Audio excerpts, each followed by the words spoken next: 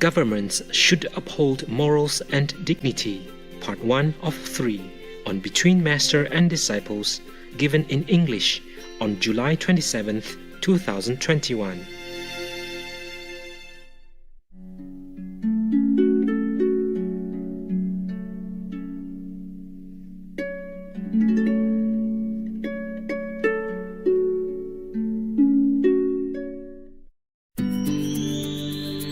During a work-related phone call with a Supreme Master television team member on July 27, 2021, Supreme Master Qinghai graciously took time to answer some questions regarding a few current events. As it was spontaneous, we didn't record the conversation properly, thus it is not suitable for airing. We sincerely apologize and offer our respected viewers this summary, along with a voiceover reading of the transcribable parts from Master's replies, picked up faintly in some parts by a nearby mobile phone. Upon being asked how she has been doing, Master said that she was okay, but very busy, taking care of many things every day, not just Supreme Master television, but also numerous other matters and issues, ranging from businesses to people's varied temperaments.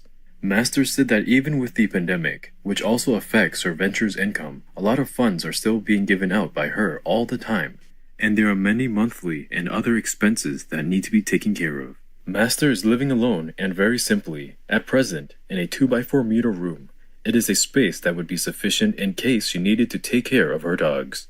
Her desk is the same as how we saw it before, with all the cables and wires running all over it. She also mentioned that it was encouraging for her to hear some good news from around the world. For example, the northern and southern parts of Korea have taken peaceful, positive steps by resuming communication and agreeing to improve ties. Also, some rich patrons invested in a new vegan production company. Plus, vegan food and the vegan trend are growing so fast. Master then asked if there were any other questions. Yes, there are. In California, a law called Proposition 47 requires some certain serious crimes to be charged as less serious ones, with the consequence that criminals are openly committing acts of theft without fear of prosecution. For example, one would have to steal over $950 of goods from a store to commit a felony, and thus have the police be interested in arresting the suspect. Below this amount, it is a misdemeanor, and not considered worth the time of the police and prosecutors to arrest and convict the individual. What does Master think of this law? Master answered that even misdemeanors, meaning minor crimes like theft, are unlawful and could lead to worse, more serious felonies. Investigators say Joseph Espinoza and his accomplices pulled up in an SUV trying to rob Nick and his friend as they stood outside, before Espinoza allegedly fired several shots. He was shot in the back of the head, running away. Just hours before the deadly shooting, Fresno police say officers found Espinoza and his friend Jose Figueroa in a room at Motel 6 on North Blackstone. They arrested Figueroa on gun charges and found methamphetamine on Espinoza. But instead of being booked into jail for a felony, under Proposition 47, he was issued a misdemeanor citation for that charge. Prop 47 did kill my son. Thus, governments should not be encouraging lawless behavior, which might cause other states or countries' people to think that misdemeanors are acceptable. Also, after the California law was implemented, many small businesses and people have suffered from an increase in thefts. In some worst cases, businesses were forced to close, maybe due to fear of attack and loss of income. Master said this is not right, and so she does not agree with this law. In Master's words, they take anything they want and run out, just like that. That is not a good example for anybody, especially for the children. You see that. That's right. Maybe the prison is full, but they can build another kind of prison. Yes. Don't have to keep moving them to the extremist prison. They can build a more simple prison for the very light kind of misdemeanors, they call it, right? Yes, misdemeanor. And then make a job in there, create a business to sell, to give them work. Yeah, that's right. Make kind of a company, and all the misdemeanor people have to work there to earn their keep. Yeah. We take the freedom from them, but when they are here, we try to help them to get better citizens. Inmates have a normal work week, giving them routine and responsibilities, training to be car mechanics, and graphic designers in a state-of-the-art studio. From the City Hall, we're getting jobs from them. Learning skills like restaurant prep, where they're trusted to handle knives, can help them get jobs on the outside. Before I think more like a criminal, but now I start to think more like a normal guy, you know? They cannot, just because the prison is full, tell people to go out and steal. That is against society's principle. That will lower people's dignity and create a chaotic, unsafe living environment. You cannot just live freely, stealing people's property like that. And then in the meantime, you're even defunding the police, telling people to not buy guns and all that. No wonder crime soared up, because it is all contradictory. The business owners have to pay taxes, have to pay their employees insurance, bonuses, vacations, etc. Right. They also have their families, children to take care of too. They must pay for all kinds of insurance, mortgages, school fees, and hundreds of other things. The government is responsible for the poor, not shoving this burden to private citizens who already contribute for this through tax payment. How can they live being robbed any time without protection from the police and authorities? Yeah. On top of that, they're not allowed to have guns for defense. Not that I support guns, but the poor, hapless people will be forced to resort to this means of defense, thus create a more beyond control, violent society. It's absolutely against logic, morals, and any society's safety standard. I hope they will change this harmful law. I mean, people have to survive. Yes. I mean the good people, the hardworking kind. That's right. The backbone of society. Shop owners risking their capital to open a business. They must earn their money.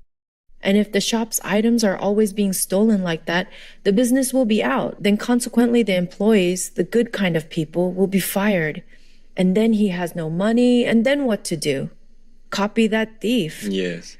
Maybe because they have no job, or maybe because they say, oh, what the heck, why not? Yeah.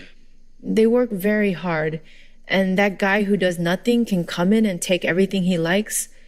Why the heck I don't do the same? See what I'm saying? That's right. It's a very bad example. Don't you think so? I agree. I mean, it creates like a ripple effect. Yeah. If one person does it, the others think, oh, it's okay. And this is not good. Sure. Even in Europe, they saw all of that. Yes. It has this very bad reputation for whatever county of the United States or state or country. You cannot teach people to be immoral and bad and then expect the whole nation to be safe and sound, especially the USA, the country that people look up to. Imagine being called the country of thieves. What an honorable name for its citizens. Yeah. Suppose the thieves came into any of these lawmakers' homes. I don't think the lawmakers would be welcoming and say, okay, take my daughter's bicycle, take my son's computer, right. Take my best suit, help yourself, take anything you want. They're less than $950. I don't think any of these lawmakers would do that. No. It's not just about the stolen goods, but about how long can any shop owner keep their cool over this. And then one day he might lose it, and then there will be more violence. It's about people's peace and people's lives. Can you see that clearly? Yes. How long can any shop owner afford it? Without businesses, there'll be no taxes for the government to exist. So the Proposition 47 law is just like biting the hands that feed them. Mr. Lee is the manager at the Mobile Mart on Union and 19th Street downtown. He also dabbles in criminal art with a portrait of shoplifters on his wall. But he says it's gotten much worse the past 2 years. We just caught another one. When? Today? About 10 minutes ago. He has dozens of video clips of people trying to slip items into their pockets and pants. However, Mr. Lee believes he's only catching about 20% of them. How often do people come in and create problems in the store? Every day. Every single day. It's not an exaggeration. While the interview was underway, customers were filling their pockets with merchandise and just walking out of the store. Is shoplifting an issue? No, yeah. They decriminalize petty theft in California. So it happens every few minutes. Literally in our store, probably 15, 20 times a day. 20 times a day? Oh, yeah. Businesses say rampant and brazen thefts, many tied to larger criminal fencing operations, are escalating at a rate they've never seen before. People walking out of big and small stores with whatever they want. That Walgreens over there got marked. as a store that you could walk in and steal stuff. And another thing, American people are well known for their generosity and giving charity. It's even reported that America donated the most for charity causes throughout the world.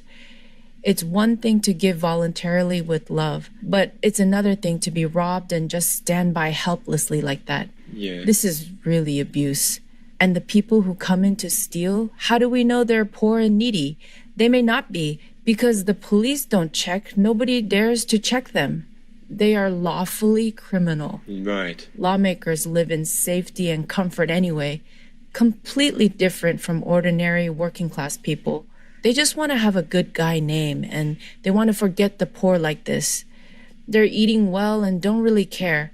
And then the youth will think all this thieving is okay. Yeah. I don't need to work extra to buy that CD when I can just go in and take anything from a store. Nobody will do anything. They will just film me, but they won't do anything about it. Yeah. If this law continues, the shop owner won't have any more income. He'll become poor. And then what? Become a thief. And that breeds one more thief in society. Even in a communist society, the government tells people not to go out and steal, to not just take from others like that. The communists don't do that. That's right. With this kind of law, society will go down.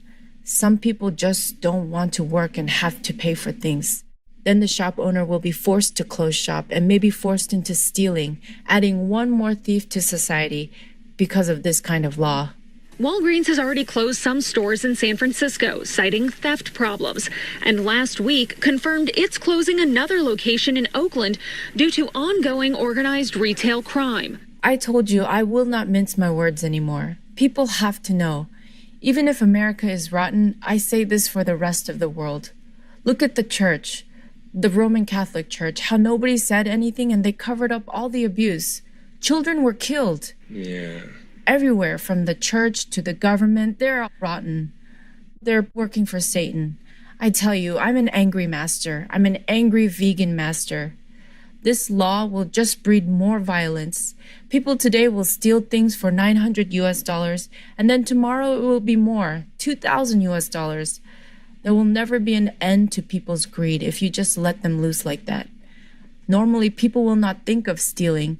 If it's so easy to just go into any store and take things like that, then there's no use of opening shop anymore. Right. It's too tempting for even the good ones. In the long run, the whole nation will be encouraged to be thieves because it's too easy to get things for free and not have to work.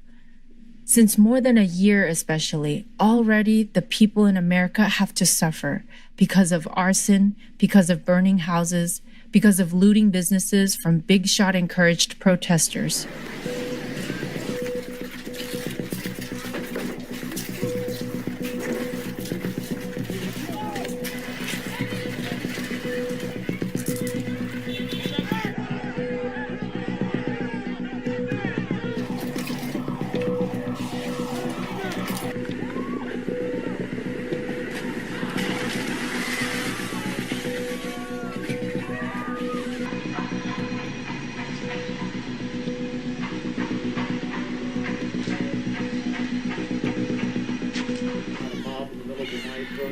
People will do what they do.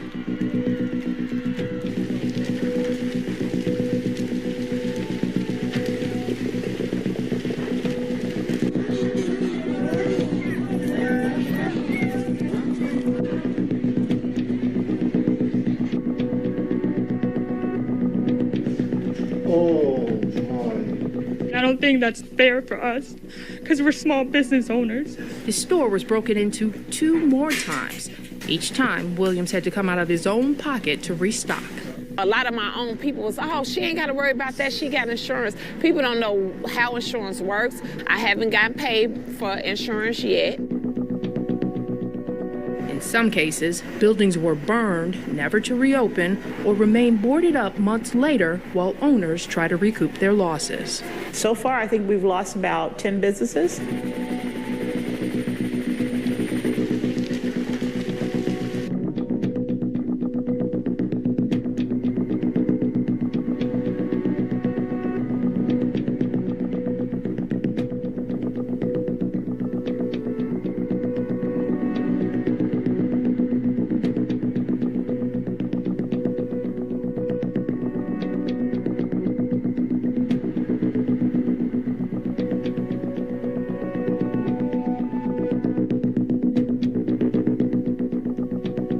had never seen violence like that before. They ended up pulling my mom out of the car and they attacked her and they broke her leg and they broke her nose. It's not clear if her parents will ever feel safe enough to reopen their humble neighborhood shop.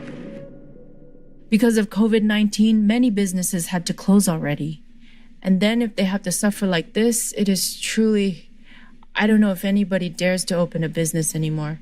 Then where will we go to buy our stuff? We have to respect, business people, shop owners, for all their hard work, for our convenience. Yes, that's right.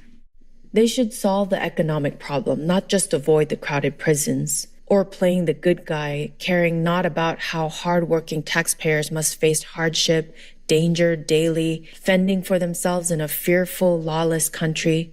Make other prisons different from them.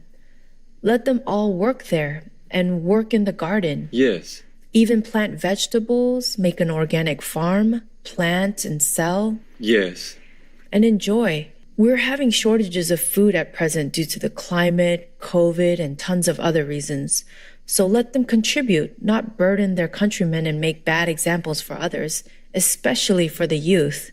In Finland, many detainees are sent to low-security facilities where they interact with the local community, have jobs, and prepare a smooth return to society. About one-third of the prisoners work outside for the National Forestry Commission. Others work in civilian jobs, as long as they have authorization. And the rest work here on site. Part of that site is the prison farm. Do you think a prison like this will stop you committing crime in the future? Oh yeah, it's good, the system here. It's good because they treat you different. They want you to be a better person for the future, So they give you opportunities. Every indicator shows that, yes, it works better. With some of the lowest rates of crime and incarceration in Europe, prison reformers often look to Finland as an example. The food produced here actually goes back in to feed inmates and can feed staffs. And the inmates are actually doing the work, too. They're doing all the hard work out here. Corrections officials believe this farm is a great training ground for inmates who may pursue agricultural work after their release. Also, between crop production and a composting project, this facility saves taxpayers about $400,000 a year. No meat. Right now, especially right now, we should not. It will be something to be proud of that will keep their dignity. Yes, of course. Nobody will treat them like they're bad, a thief, and shunning them like a plague, an infecting virus, right, like a problem. And they will be good if getting help that way.